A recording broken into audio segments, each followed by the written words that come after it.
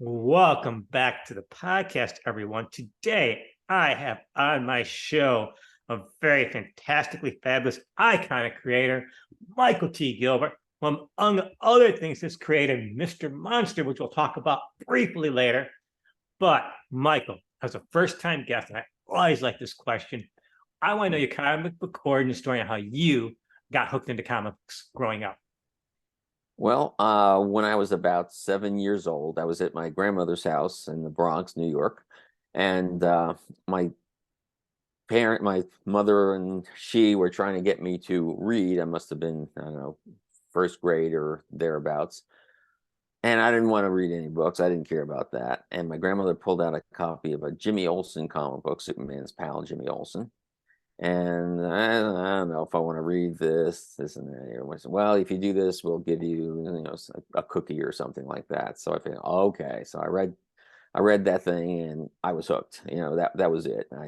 My grandmother came to regret it because every time I visited, I would say, "Do you have more comics? Do you have more comics? Do you have more comics?" So I must have drawn the poor woman to distraction.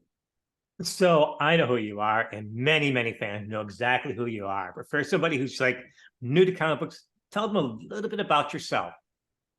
Okay, I'm 72 years old. I've been in I started, got my first comic book stories published in 1973, so I've been in 50 years this year. Um, I've been in most of the early independent publishers. I've got at the tail end of the underground comics also with a few titles.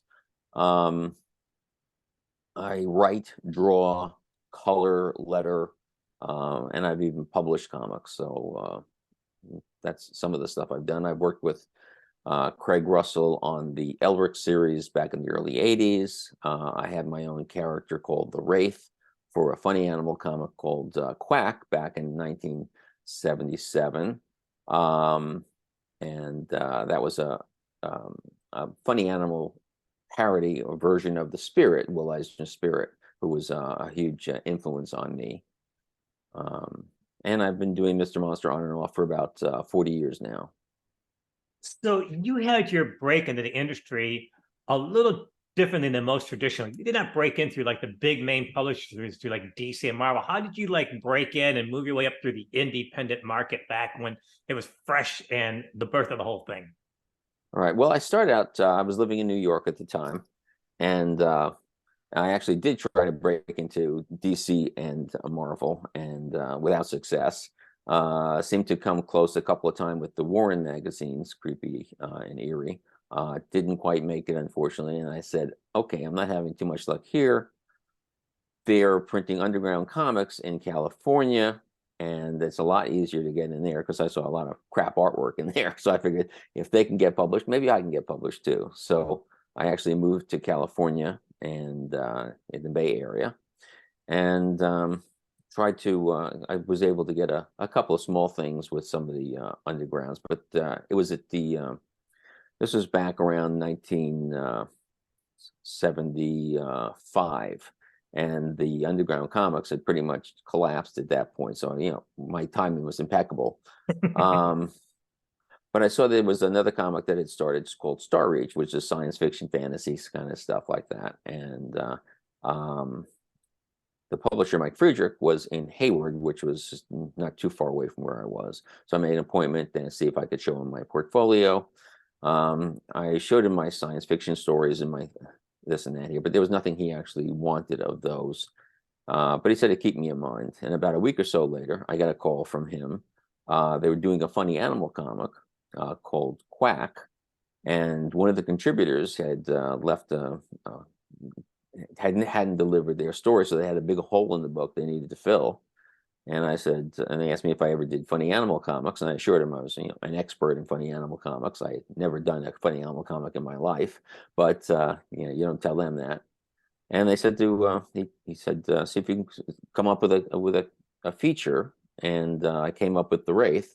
Um, on short notice, I was thinking, okay, I know everything about the Spirit. I can, I would love to be this, Will Eisner on the Spirit, but I can do a funny animal version of it, and I came up with that, and that was my first my first foot in the door.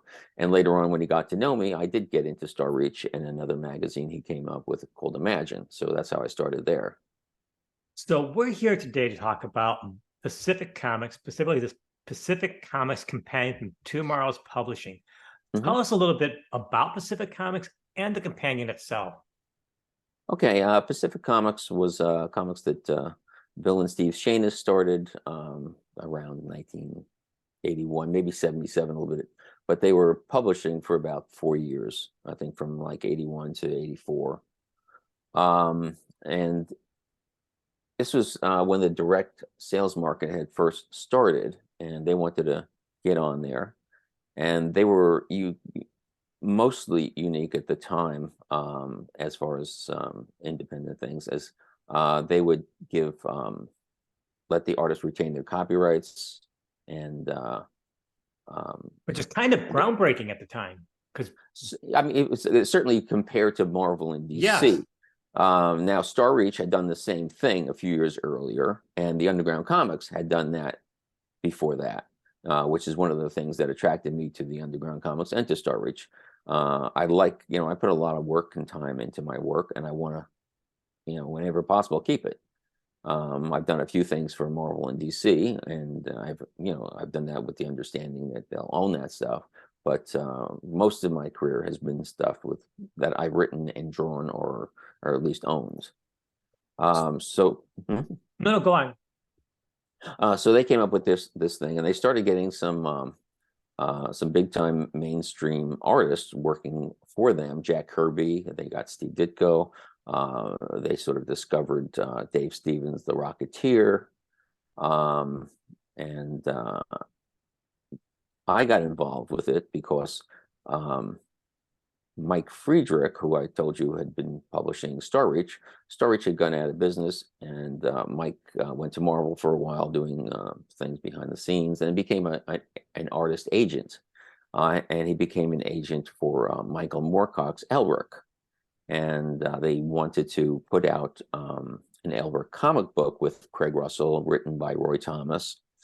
But Craig didn't want to do a monthly, do a regular series, because it was just too time consuming. He had other things he was also working on.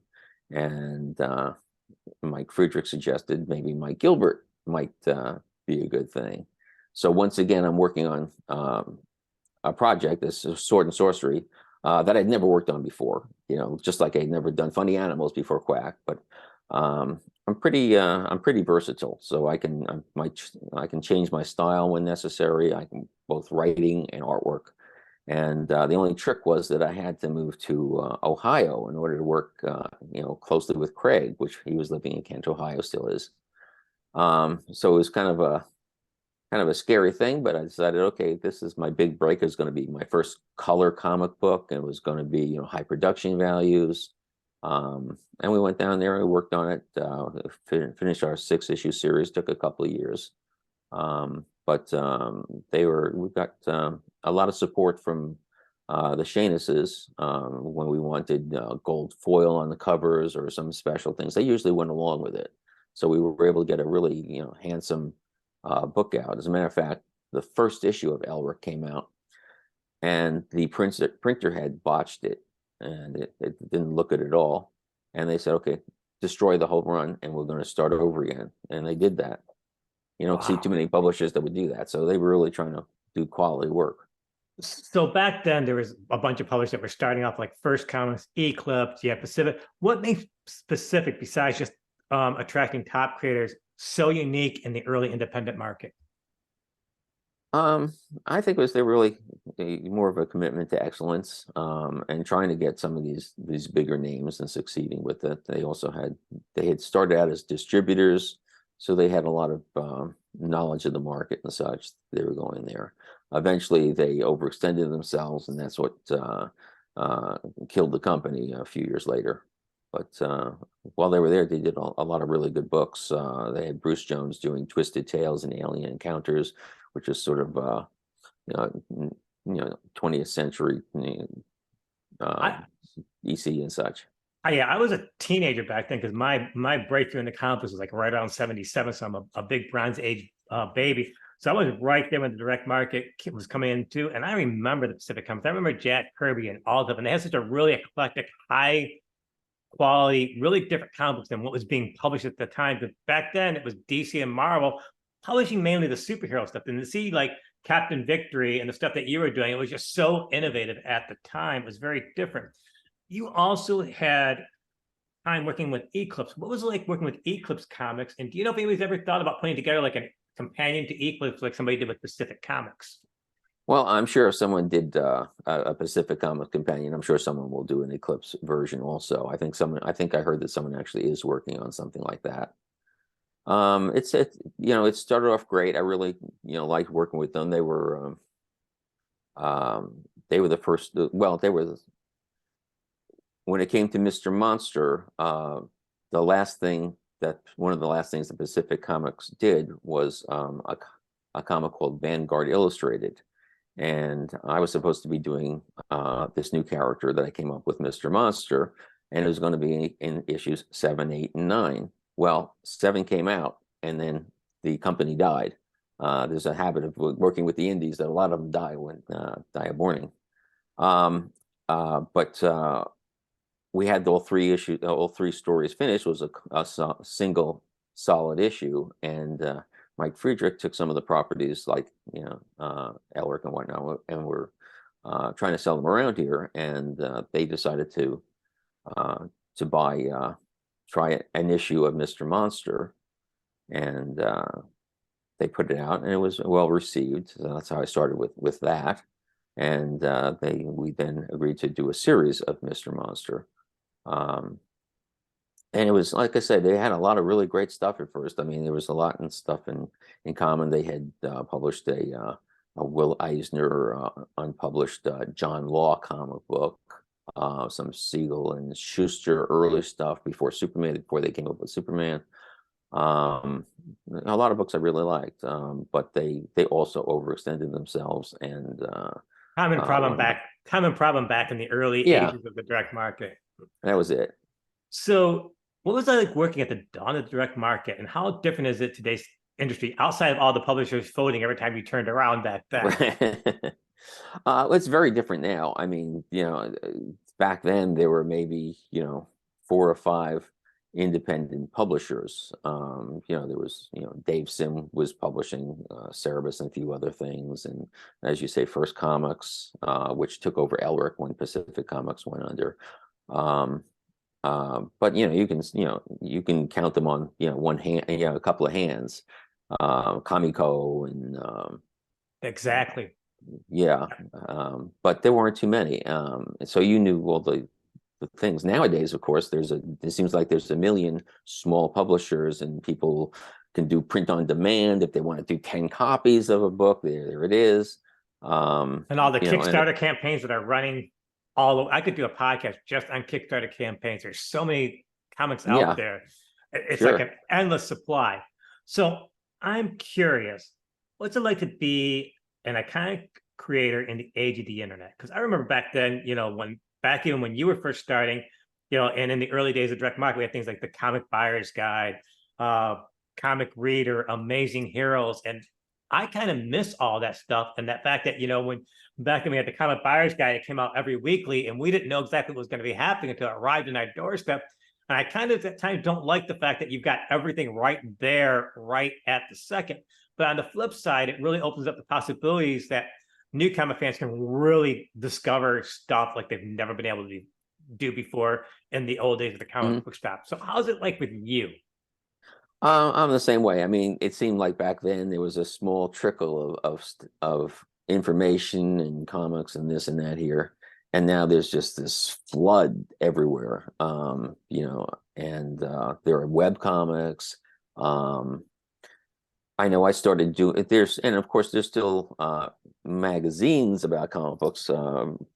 Premier among them at the present, Alter Ego magazine, which I've had a column, as I was amazed to think, That's right. 25 years I've been doing a column on weird comic book history for them. And it's really, even doing the research for that is so much easier now, because I have a really extensive digital comic collection, which means I don't have to go digging through my heavy boxes to find what I want. It's at my fingertips, and I can have websites that talk about creators and their histories and such, and give dates and numbers and this and that, Wikipedia and everything. And that You're makes right, because you can find almost anything there. I was doing some background information. I found a blogger over the weekend who actually put together circulation figures from the 70s.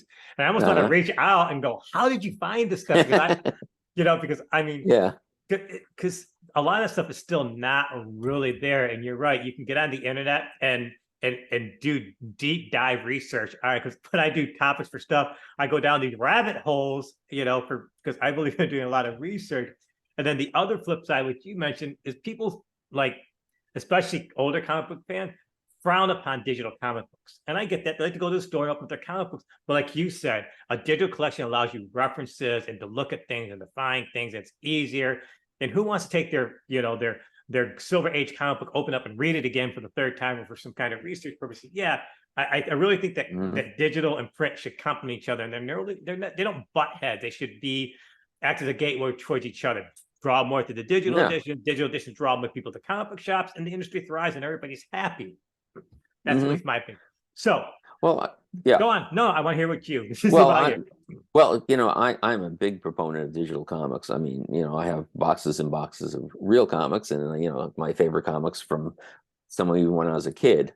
But the idea that someday I can own a complete collection of Lev Gleason's from the 40s, or Hillman, or Atlas, was inconceivable. It was just too expensive. I wouldn't have room for it. I've got just about every issue of Action Comics and most of the DC comics, and I can look at or read, stuff I never could have dreamed I'd have. You miss the smell of old newsprint, but if I want to put a stack of old comics next to me while I'm reading, I can smell it, and it's just fine. So, like you, I'm a big fan of digging deep down into comic book history. Why should somebody who's just entering the comic book market, they saw a few MCU films or that terrible Flash movie that nobody liked, or they're just getting into comic book shop, why should they care about anything that happened even like in the 80s? Why should they care about anything like that? Well, you like to see where the things came from, for one thing, and for another, I mean, if you're a Frank Miller fan, well, let's look at Steve Ditko, let's look at Alex Toth, who were influences on him, and you can see the people who influenced, Steve Ditko, Will Eisner and such, and there are just different types of comics than you have today, and you might actually find them much more interesting. There are some things that are very quirky things. I grew up in the, I started reading comics in the late 50s. So, I had no connection to Golden Age comics from the 40s and 30s, but I'm fascinated by them, stuff that happened before I was even born, just to see what they were doing. One of my mantras when I do the podcast that there's fantastic reads from every age of comics, from golden age to the present, if read within the context of the time. Now you can pick up a silver age or a bronze age. No, it's not going to read like you read today, but a lot of that stuff is some great fun. Wouldn't you agree with that? Oh, sure, of course. I mean, you see goofy stuff that's, some of these comics were smart enough not to take themselves too seriously. And certainly if you go back into the 40s, you find things like Jack Cole's Plastic Man, or Will Eisner's Spirit, and they're just unique, timeless, funny, exciting. Or you look at I've been one of the things that when I was growing up that I was just adored was the Stan Lee and Steve Ditko Spider-Mans. He co-created them. And they're just wonderful stories. You can just see how these characters were created and how they looked at their most pure form when they were first starting out here. I'm on Marvel Unlimited, and I was reading the Clone Wars, and I got sidetracked. And you're right, there I was. I'm back now rereading, and I'm 55. I can't tell you how many times I've reread the early Ditko and Lee stuff, and there I am. I'm like on number 7 or 8 of the original Amazing Spider-Man. The heck with the Clone Wars. I'm stuck over here. Another great resource, especially for Golden Age, is the Comic Book Plus website. That's a free digital domain. They have got thousands and thousands of public domain, golden age, and even including silver age. And it's such a wealth of information. It is just a fantastic site. Michael, we could talk about stuff all day. I'm having so much fun, Mhm. but this is a short form podcast, and we need to Okay. start wrapping things up. So you get All the right. final words. What's your final thoughts today? Just that I think I like reprinted comics, and we're in the golden age of comic book reprints and newspaper reprints and comic book reprints. Every conceivable niche comics that you wouldn't think would be. I think it's fascinating to see the respect the comics have gotten. Where you see famous cartoonists have passed on are now reported in the New York Times. Seriously, Pulitzer Prize is given out. Um, Unfortunately, there's also there's almost too much product, so I think everybody's trying to get a part of a smaller and smaller thing here. There are DC and Marvel are putting out comics that I was inconceivable that they would print it with such small numbers back then. But they're thrilled. Oh, I sold 20,000 copies of this thing today. Wow, okay. Exactly. Michael T. Gilbert, co-creator of Monster celebrating 50 years. If there's any links, I'll put them in the show notes. Thank you so much for joining me for the podcast. This is a very fascinating conversation. I hope to figure out a way to get you on again. Thank you so much. It was my pleasure. Thank you.